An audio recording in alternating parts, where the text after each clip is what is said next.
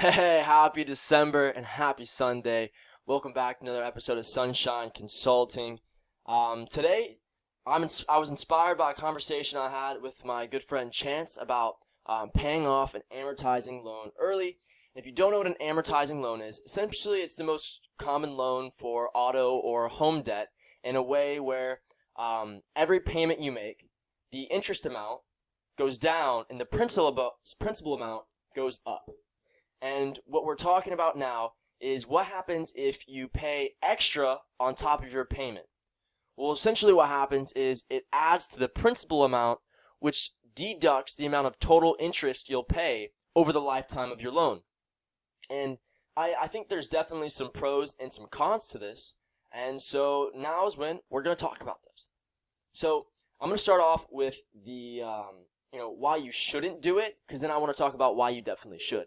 So you shouldn't do it if you don't have an emergency savings, right?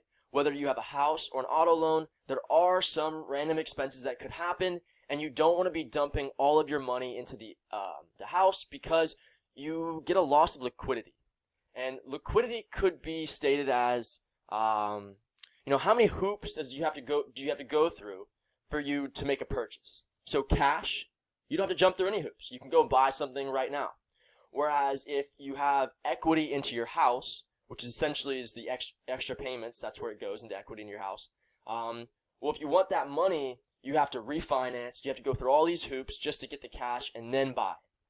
So if you don't have an emergency savings, I would maybe hold off a little bit, or maybe start. If you can save $100 a month, put 50 into equity, 50 into the emergency savings. Whatever works best for you, to be honest. But I also now talking about the positives, because the positives is the money savings. This is a super easy way to save money, and if you're looking at an income statement, right, negative expense turns into a positive to the bottom line, if that makes sense. So let's go and jump into this. So here's an Excel document I made to try to help visualize it, and this is a 30-year amortized loan. Which means that over the 30 years, it's amortized, and then you're paying a 4% interest rate, and the total loan amount was $300,000. And this is something super easy you can do on Excel. I'm sure they probably have calculators that'll show you how much money you can save by doing this. But you can also see here that every payment you make, the interest goes down, and every payment you make, the principal amount goes up. So interest is the cost of the loan. That's what you're basically paying the bank as because they gave you money to buy a house or the car. And the principal amount, the equity, goes up. So I illustrated how much interest you pay in the first year, which is $11,000. So you can see I just summed this right here. And I did this for years 1 through 5. And there's no extra payment on this. And then on this sheet, I added $100 extra payment every year, or every month I should say, to the end of the loan. And then I also did it for $200. And then what I did is I basically made it so we can see what the difference was. So you can see here the total term you pay. If you don't make any extra payments over the 30 years, you'll pay $215,000 in interest. That's a pretty big number, right? I'm sure we all shake a little bit when we see that. But and then you look at the $100 monthly, and you're only paying $186. Well, if you look at the total, your total cash out is $31,000, and then the change, meaning the difference in the interest amounts, the total interest you pay is $28, which is not accounting a very simple return, or I should say, it is calculating by a very simple return, is 91%. And I also want to highlight that you do pay off your mortgage 3.5 years earlier if you do this, in this exact example. And then you can see here what happens if it's $200 monthly. Well, now you're paying it off 6 years earlier, and it's 88% return. Well, so where I want to add this is if you do it for a year, you're only getting a 2% return. You're only getting a 2% return, which honestly isn't that great.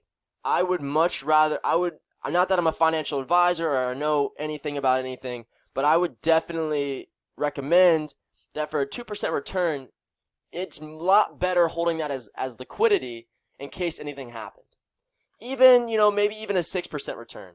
However, once we start getting into these bigger numbers, past 10%, I mean, these are good returns. These are good savings.